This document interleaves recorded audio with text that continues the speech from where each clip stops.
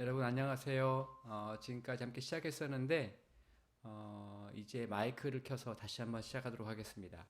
이제 하나님 앞에 우리의 정한 시간이 되었습니다. 우리 여기 같이 한 마음으로 마음을 다해서 힘을 다해서 하나님께 예배하는 자리로 나아갑시다. 오늘 말씀의 제목은 우리가 세워야 할 예수의 성전 네 번째 말씀으로 함께 말씀을 증거하고자 합니다. 아마 한 두 달쯤 넘은 것 같습니다. 저도 가끔 이제 유튜브 영상들을 찾아보곤 하는데요. 그 유튜브 영상을 먼저 보게 된 것은 아니고, 유튜브 영상을 보기 전에 어떤 기사를 보고, 신문 기사를 보고, 그 신문 기사에 따라서 유튜브 영상을 검색해서 보게 되었습니다. 어떤 사람이 그 글을 올린 거예요. 웹사이트, 포털 같은 곳에다가 자신의 이야기를 올렸고, 그 글을 쓴 다음에 그 글에 이어서 그 링크를 올렸는데 그 링크에는 유튜브 영상이 있었던 것입니다. 그 사람이 첨부한 45초 정도 되는 영상에는요, 지하철이 있었었고요. 그 지하철에서 검은색 후드티를 입고 있는 젊은 대략 20대나 30대 초반으로 보이는 정확하진 않습니다. 그런 젊은 남성이 어떤 나이가 많으신 분, 좀 약간 할아버지로 보이는 그런 남성들 앞에 딱 서서 바로 앞에 서서 거기에서 폭언을 하고 욕설을 하고 시비를 걸고 있는 장면이 담겨져 있었습니다. 그 젊은 남성이 뭐라고 했었냐면 이 인간 같지 않은 예, 땡땡 또 나이도 땡땡 많은 것 같은데 막 그렇게 하면서 비하하고 조롱하는 예를 들면 인생 똑바로 살아라 좀 기가 막힌데요. 차도 없어서 지하철 타고 다니냐. 나 같았으면 죽었어. 왜 살아? 이런 식의 그 끊임없이 그 폭언을 하는 장면이 46초 되는 46초니까 굉장히 긴 거죠. 네, 한 가지 더 특이한 점이 있는데 이것을 찍은 거죠. 다른 사람이 그 승객이 그 젊은 남성의 이 가슴 쪽에는 액션캠이 달려 있었어요. 바디캠이라고 할 수도 있고 액션캠이 달려 있었는데 그것을 통해서 볼 때에는 아마도 그 사람이 유튜버일 가능성이 대단히 높죠. 근데 그 할아버지, 그 앞에서 욕설과 시비를 듣고 있었던 조롱을 당했던 그 할아버지께서는 그 싸우지 않으려고 하셔서 아이고 미안합니다, 미안합니다, 아이고 알겠습니다라고 대처했습니다. 그 나이 드신 분이 그렇게 대처하시니까 결국 시비가 일어나지가 않잖아요. 시비를 걸었는데 시비가 안 되니까 결국은 거기를 떠나고 말았습니다. 그 첫 번째 포인트는 그 젊은 남성이 일부러 했다는 것이 분명한 액션캠을 달고 있었다는 것이었고요. 또 다른 것은 주변에 다른 승객이 많이 있었는데 그 젊은 남성을 말리는 사람이 없었다는 것이었습니다. 근데 이 글을 올린 사람, 이 링크와 더불어서 이 글을 올린 사람이 이제 사실은 본인도 이게 어떤 일인지 모르다가 누가 이 링크를 올렸기 때문에 영상을 올렸기 때문에 그걸 보다가 그 영상을 자세히 보고 또 몇 번씩 반복해서 보니까 느낌이 이상했는데 나중에 보니까 이 나이 드신 분이 누구지 싶어서 설마 하는 마음 때문에 마음이 두근두근 했는데 집에 돌아와서 아버지께 전화를 드렸어요. 아버지, 혹시 지하철에서 어떤 일 당하셨어요? 라고 아주 조심스럽게 물어봤는데 아니야 하시다가 계속 그 아들이 여러 번 반복해서 상황을 설명하니까 그래 그런 일이 있긴 있었어 라고 대답을 했다고 합니다. 아들이 이제 그 영상을 발견한 거죠. 자기 아버지인 줄도 모르고 있다가 깜짝 놀라서 설마 정말일까? 아버지처럼 보이는데 사실 관계를 확인해 보니까 아버지께서 인정을 하셨던 겁니다. 그리고 나서 그날 이후로 나서 한 열흘 정도를 그 할아버지께서 알아 누우셨습니다. 아마 마음고생을 했는데 무사히 넘기긴 했지만 몸으로 많이 고통이 왔던 것 같습니다. 이 영상을 만약 뭐 혹시라도 봐야 한다고 생각하진 않지만 궁금하시다면 1호선 페류나라는 제목으로 유튜브 영상이 올라왔습니다. 저는 이 자체도 뭐 너무 안타까운 영상이긴 한데요. 이 기사가 흥미로워서, 이 기사가 흥미롭고 이 기사의 제목이 흥미로워서 여러분께 소개를 합니다. 제목이 뭐냐면요, 저의 아버지임을 알고 였습니다.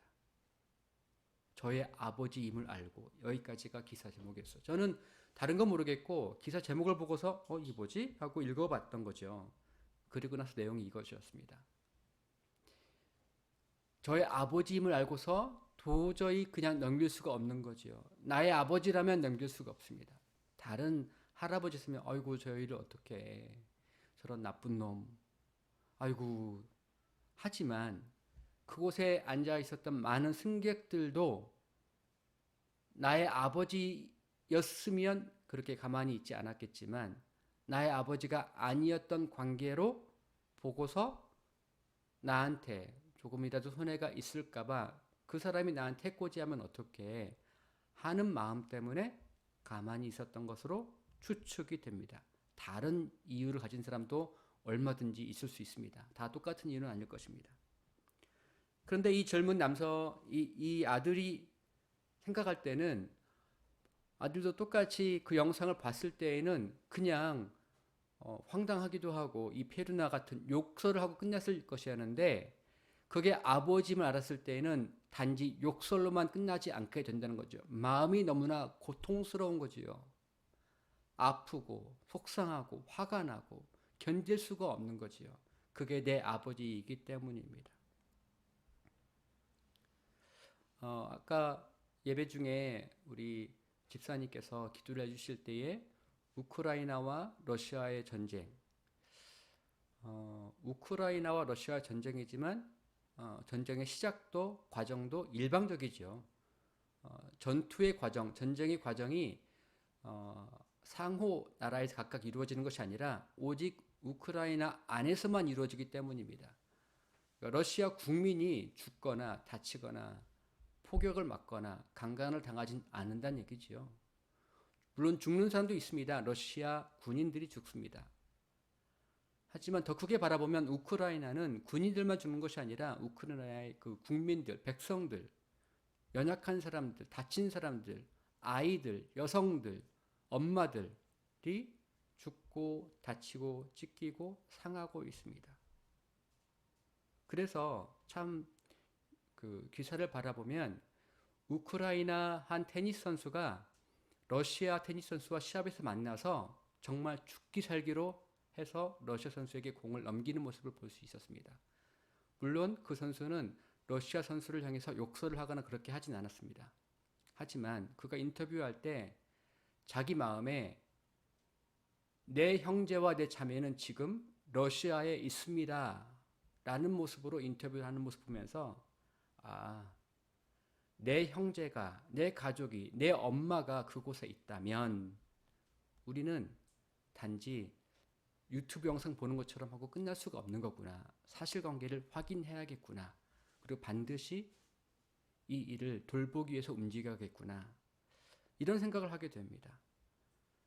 만약에 그 승객, 그 할아버지가 그 일을 당할 때 그 안에 나의 아버지라고 여기는 사람이 있었으면 그 젊은 남성의 그 유튜브 영상을 만들어내기 위해서 조회수를 높이기 위해서 하는 행동들을 누군가는 저지했을 것이고 나섰을 것 같습니다. 아마도 누군가가 그렇게 나서고 아마도 누군가가 그렇게 하지 마세요. 그렇게 하면 안 됩니다. 라고 해서 누군가가 맞았다라고 한다면 그래서 그 모습까지 다 영상에 찍혀져서 그게 올라왔다면 인기가 있는 것은 당연히 인기가 있었겠지만 더 중요한 것은 이 아버지의 아들이 그 나서는 아버지를 구하기 위해서 나섰던 그 사람에게 어떤 마음을 품게 될까요? 정말 아버지가 당했던 것도 속상하고 화가 나고 마음이 고통스럽겠지만 근데 그 순간에 아들이 아님에도 불구하고 딸이 아님에도 불구하고 나서주었던 그 다른 승객 때문에 세상은 아직 살만하지 않은가. 나도 그런 사람 되어야겠다. 정말 고맙습니다. 아마 찾아가서 이 사람이 누군지 알아내고 싶을 것 같아요. 그리고 그 사람에게 사례를 하든 고맙다고 절이라도 하고 싶을 것 같습니다. 그런 일들이 제법 많습니다. 지난 며칠 전에 4월 며칠 전에 세월호 참사가 7주기였습니다. 제가 기억하고 있는 단어가 한 가지가 있습니다. 많은 말들이 다 기억을 해야겠지만 특별히 제 마음에 담고 있는 말 중 하나가 세월호 참사를 당했던 한 아버지의 말이었습니다. 그분이 자신의 자녀가 단원고였거든요. 그래서 그 학생이어서 거기서 결국 살아나지 못하고 정말 차가운 바닷물 속에 수장되었었습니다. 세월호가 그렇게 침몰하고 나서 세월호의 그 유가족들이 이대로 넘어가지 못하겠다. 이 일은 단지 한 사람, 몇 사람의 죽음만의 문제가 아니다. 이와 같은 문제는 구조적인 문제예요. 권력의 문제다라고 생각하고 함께 이 일을 진상을 파악하기 위해서 정말 7년이 넘도록 그렇게 활동을 해왔었습니다. 근데 그 중에 한 아버지의 말이 제 마음에 새겨져 있습니다. 그분이 이렇게 인터뷰를 했었던 적이 있습니다. 전에 1990년대에 저는 삼풍백화점을 본 적이 있습니다. 그 당시 삼풍백화점은 어느 날 갑자기 무너져 내렸습니다. 삼풍백화점이 무너져 내릴 때 거기서 그 안에서 죽어갔던 사람들이 안타까웠지만 그 사람들은 다 강남 사람들이었습니다. 저는 삼풍백화점을 바라보고 그것이 무너진 모습 보면서 특별히 가슴 아픈 적이 별로 없었습니다. 그런데 제가 그것을 그렇게 넘어가고 말았더니 이제는 제 아들이 죽었습니다. 이제 저는 더 이상 가만히 있을 수가 없습니다. 라고 그가 인터뷰했던 그 기사를 저는 잊지를 못하겠습니다. 만약에 저기서 좀 죽어가고 있는 사람이 내 딸이라면, 내 아들이라면, 저기서 지금 욕설을 당하고 창피를 당하고 조롱을 당하는 사람이 내 아버지라면 어떻게 아이고 하고 그냥 끝나겠습니까? 내가 힘이 없어도 나서지 않겠습니까? 내가 부족하여도 제가 말하지 않겠습니까? 왜냐하면 그게 아들의 마음이요, 아버지의 마음이요, 엄마의 마음이기 때문입니다. 저는 우크라이나를 바라보면서도 마찬가지로 우리가 만약에 내 친척이 그곳에 있다면 이렇게 생각하는 것이 저는 하나님께서 기뻐하시는 마음이라고 저는 믿습니다. 하나님 아버지는 어떻게 바라보실까 하는 마음을 생각하는 것, 기도를 그렇게 생각해 보는 것. 나는 힘도 없고 두렵고 싸울 줄도 모르고 돈도 별로 없는 사람이지만 그러니까 나는 저렇게 기도할 게 없어 라고 할 것이 아니라 나는 부족하지만 그곳에 내 형제, 내 자녀, 아니 내 부모가 그곳에 있다라고 한다면 나는 어떻게 기도할까? 우크라이나 테니스 선수가 우크라이나로 돌아가지 못하였지만 어떤 마음으로 그가 살아갈까? 간호사가 우크라이나로 못 돌아가면서도 얼마나 발을 동동 구르면서 그가 살아갈까? 우리에게 그런 마음과 그 기도가 있는 것이 하나님께서 기뻐하시는 거라고 저는 생각합니다.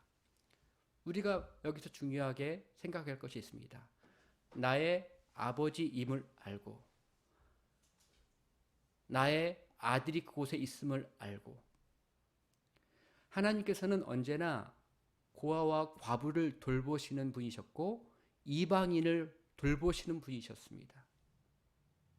여러분 왜 하나님이 그렇게 편애를 하실까요? 하나님은 그건 편애 아니겠습니까? 고아, 과부, 이방인, 객, 손님을 편애하시는 하나님. 왜 그러냐면 고아와 과부와 이방인이 아닌 사람들, 객이 아닌 사람들은요, 이미 주인 의식을 갖고서 환대를 받고 있고 자기들끼리 다 누리고 있기 때문입니다. 그들은 절제가 필요한 대상들이지 하나님께서 보호해야 하는 대상들이 아닌 거예요.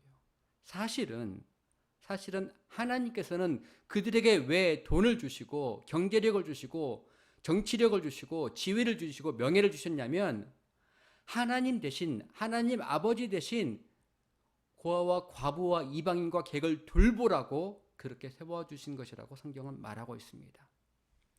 마치 그들이 나의 자녀인 것처럼, 마치 그들이 내 어머니인 것처럼, 마치 그들이 내 형제인 것처럼, 내 친척인 것처럼 그냥 지나치지 말고 그들을 돌보아 주라 라고 하는 것이 하나님 아버지의 말씀이요 마음이신 거예요. 하나님께서 창세기 1장에 아담을 지으시고 하와를 지으시고 그 인류, 최초의 인류에게 주셨던 말씀이 이 땅에 생육하고 번성하라고 하셨어요. 땅을 정복하라고 하셨어요. 땅에 충만하라고 하셨습니다. 근데 그걸 똑같이 바라보면서 다른 사람들을 약탈하고 정복자로 한 발 한 발 파이오니어로서 살아가는 것이 그것이 하나님의 뜻이야. 약한 자들이 정복당하는 게 당연해 라고 하는 것이 하나님의 뜻이 아니라 창세기 1장의 그 말씀, 하나님의 위임 명령은 인간에게 이 하나님의 법칙을 알지 못하는 이 세상 속에서 살아가는 수많은 고통받고 있는 흑암 속에 있는 이 자연과 동물들과 그리고 내 자녀들에게 너희들이 나아가서 정복하여서 내 대신 그들을 잘 돌보아다오. 내 마음으로 그들을 위로하고 내 손길처럼 네가 그들을 붙들어다오. 연약한 자들의 무릎을 네가 세워다오. 라고 하는 것이 아버지의 말씀이신 겁니다. 근데 그렇게 하려면 먼저 우리 마음에 나의 아버지임을 알고 라고 하는 마음이 먼저 있어야 하는 것입니다. 저는 그와 같은 마음이 바로 성령 충만한 마음이라고 저는 믿습니다. 그와 같은 마음을 찾기가 참 어렵습니다. 어렵기 때문에 그 마음 없이 기도할 때가 참 많습니다. 오늘 읽었던 말씀 중에서 다시 한번 좀 주목해서 보고자 하는 말씀이 고린도전서 15장의 14절 15절 말씀입니다. 말씀 잠깐 보여주시면 우리 같이 한번 제가 대신 읽어드리도록 하겠습니다. 그리스도께서 만일 다시 살아나지 못하셨으면 우리가 전파하는 것도 헛것이요 또 너희 믿음도 헛것이며 또 우리가 하나님의 거짓 증인으로 발견되리니. 여기서는 지금 만약에 그러셨다라고 한다면 헛것입니다 라고 합니다. 바울 사도는 이것을 얘기하면서 왜 이걸 얘기하냐면 그렇게 말하는 사람들이 있었다는 거예요. 어디예요? 고린도 교회에. 일반 사람이 아니요. 지도자들이 신앙의 연륜이 있는 사람들이 몸의 부활은 없었다라고 얘기합니다. 그 말은 십자가의 고난도 없었다라고 얘기하는 것과 똑같은 말입니다. 여러분 걱정하지 마세요. 여러분이 죽으면 몸의 부활이 아니라 여러분의 영이 살아가는 것입니다. 몸 걱정하지 마세요. 몸 신경 쓰지 마세요. 그 말은 조금만 더 확장해 가면 다른 사람의 육체의 고통도 그렇게 신경 쓸 게 아니에요. 그들이 영만 살면 됩니다. 그렇게 그 영을 위해서 기도해 주세요. 영이 평안하라 라고 해주시면 됩니다. 육체의 고통은 금방 지나가잖아요. 걱정할 거 없어요. 얘기하는 것과 똑같습니다.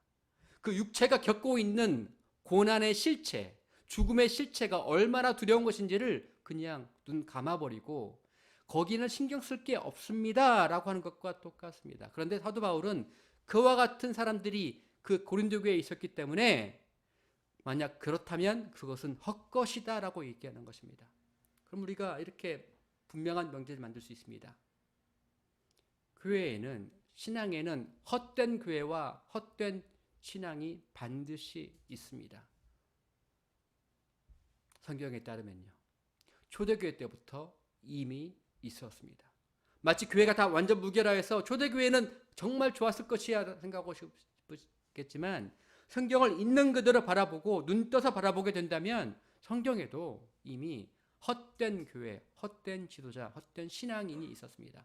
그 헛된 지도자의 말을 따라서 그것이 맞다라고 따라가는 사람들도 많이 있었습니다. 왜 따라갈까요? 지도자였으니까 따라가겠습니까? 그렇게 탓을 하고 싶으시겠죠.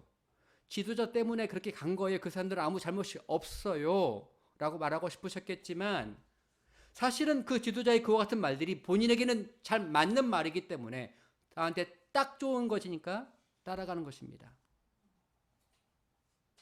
그렇기 때문에 죄 없다라고 할 수가 없는 것이에요. 잘못이 없다라고 할 수 없는 것이에요.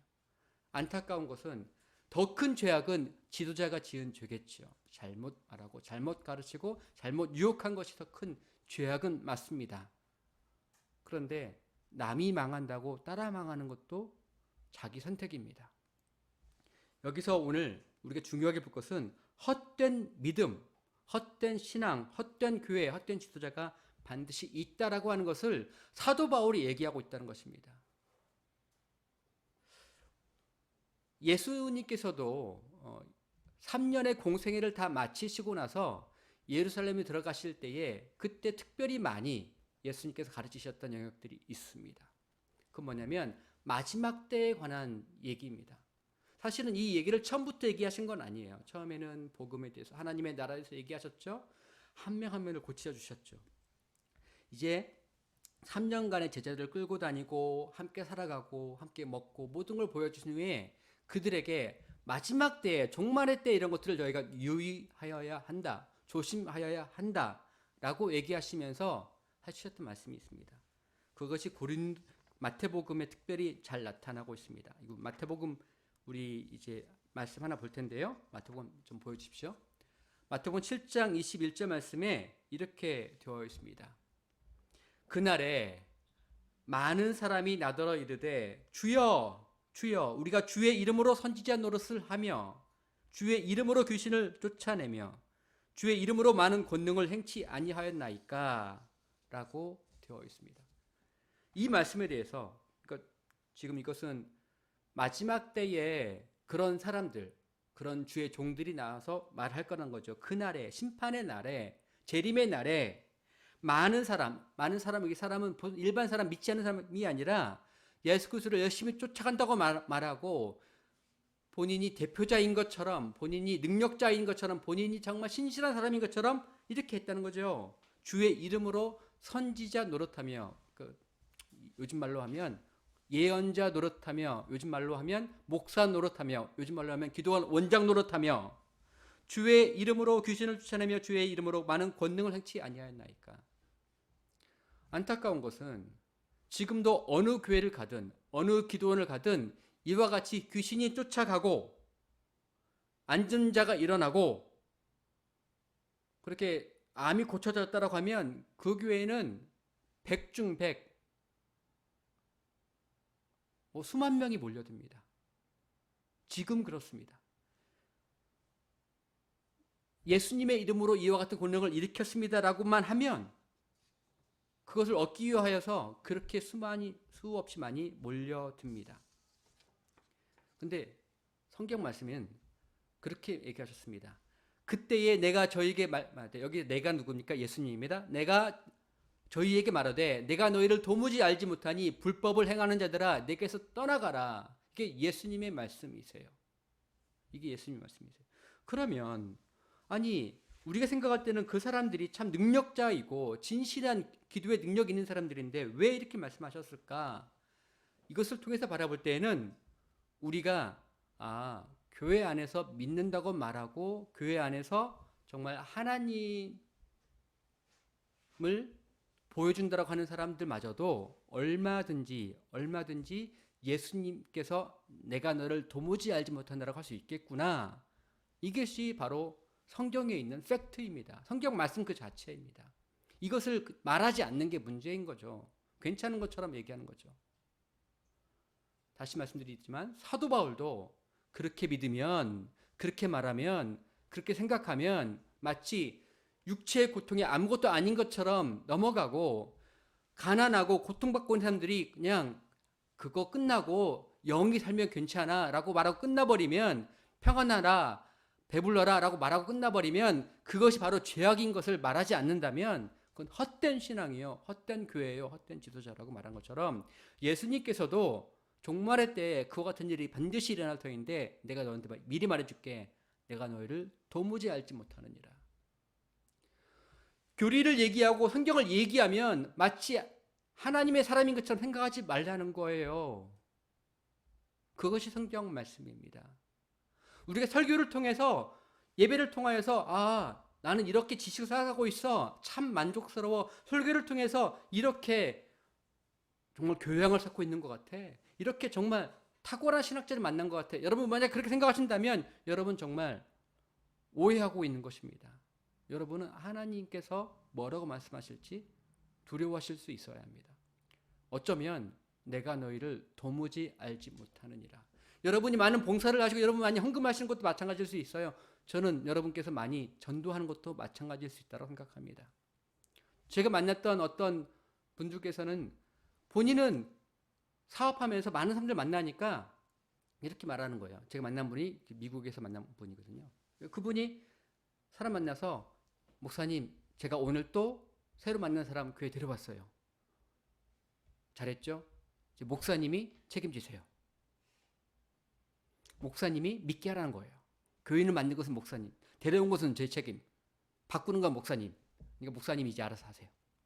막 웃으시면서 그 다음 주에 또 데려옵니다. 정말 많이 데려와요. 새로운 사람은. 얼마나 수고하는 것입니까? 칭찬받죠. 우리 그 집사님, 그 장로님 참 보통 사람이 아니야. 만날 때마다 사람들을 교회에 데려오려고 얼마나 애를 쓴지 몰라. 맞습니다. 그 귀한 거라고 말할 수 있어요. 하지만 만약 그 안에 내 인격이 담겨져 있지 않다라고 한다면 그것은 바른 하나님께서 기뻐하시는 전도가 안 될 수 있습니다. 하나님께서 수고했다라고 말하지 못할 수도 있어요. 단지 그렇게 전도했다라고 생각한다면. 근데 원래 의미는 그게 아닙니다. 전도는요, 도를 전하는 것이지 그렇게 교회에 데려오는 것이 전도는 아닙니다.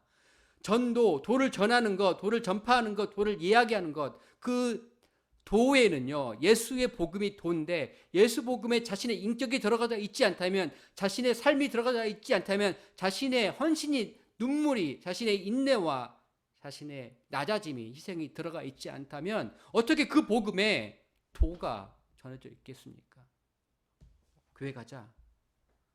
때로 어떤 상황에서는, 어떤 컨텍스트에서는 교회 가자 라는 그 말 자체만으로도 그게 복음이 될 수도 있습니다. 하지만 언제나 그런 것은 결코 아닙니다. 여러분, 우리가 살아가지만 헛된 것으로 살아갈 수도 있습니다. 말씀 하나를 더 바라보고자 합니다. 기억해 보십시오. 오늘 마태복음 24장의 말씀 함께 제가 읽어드리겠습니다. 잘 보십시오. 홍수 전에 노아가 방주에 들어가던 날까지 사람들이 먹고 마시고 장가들고 시집가고 있으면서 홍수가 나서 그들을 다 멸하기까지 깨닫지 못하였으니 인자의 임함도 이와 같으리라. 잘 보십시오. 사람들이 뭘 하고 있습니까? 사람들이 먹고 마시고 장가들고 시집가고 있습니다. 그러면 여러분, 먹고 마시고 장가들고 시집가는 것이 죄악입니까? 그거 하면 하나님께서 벌하십니까? 멸망시키십니까? 그건 하나님께서 기뻐하지 않는 뜻입니까? 아닙니다. 먹고 마시는 거 굉장히 중요한 일입니다. 예수님의 그 별명 중 하나, 예수님께서 비난받으셨던 것 중 하나가 먹고 마시기를 탐하는 자라는 것이 예수님의 별명 중 하나였습니다. 예수님 비난받았을 때 보라, 저를 보라, 죄인들과 함께 먹고 마시기를 탐하는 자로다. 이게 예수님을 향해서 비난했던 바리새인들의 욕설이었습니다. 죄인들과 먹고 마시기를 탐하는 자라고. 그렇다면 여기서 말했던 대로 사람들이 먹고 마시고, 이거 자체가, 먹고 마시는 것 자체가 죄악이거나 하나님께 멸망시키는 것은 아니라는 거죠.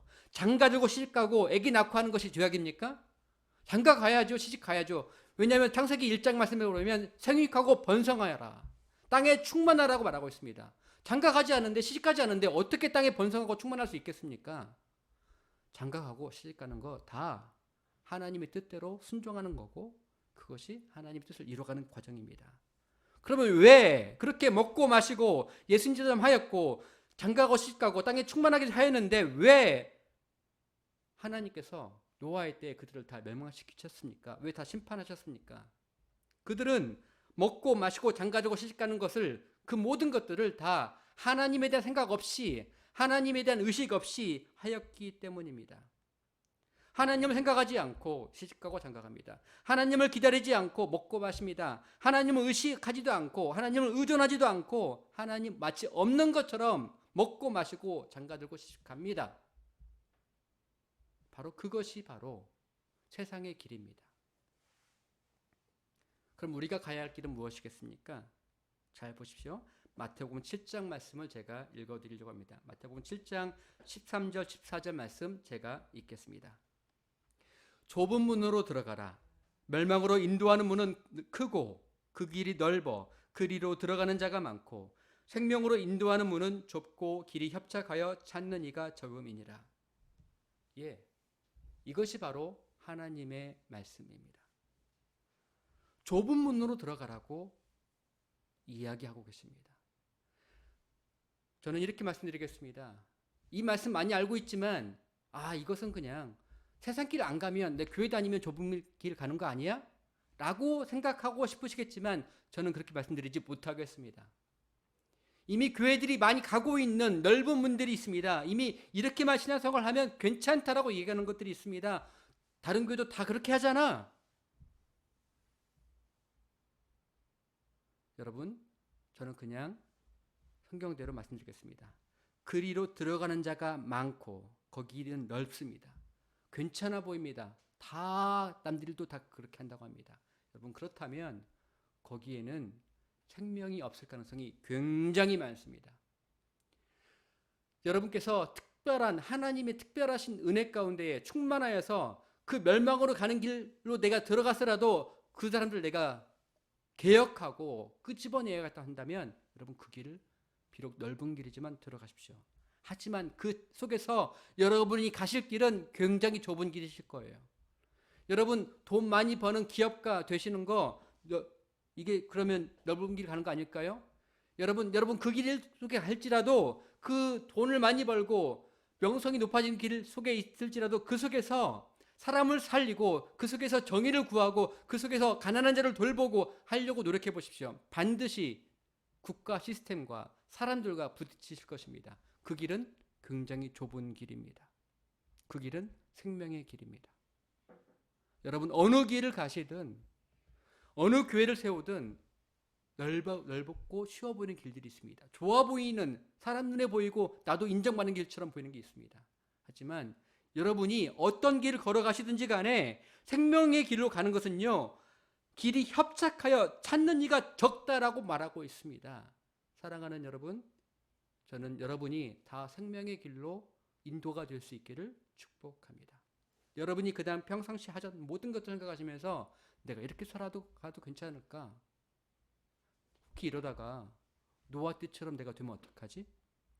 내가 이렇게 그냥 봉사하고 교회 생활 하는데 혹시 예수님께서 내가 너희를 도무지 알지 못하겠어.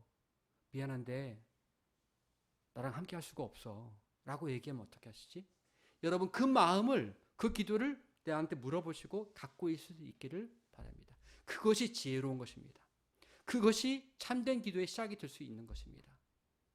남들이 다 이렇게 했으니까, 우리 선생님이 이렇게 했으니까, 우리 부모님이 그렇게 했으니까, 여러분 핑계할 수 없습니다.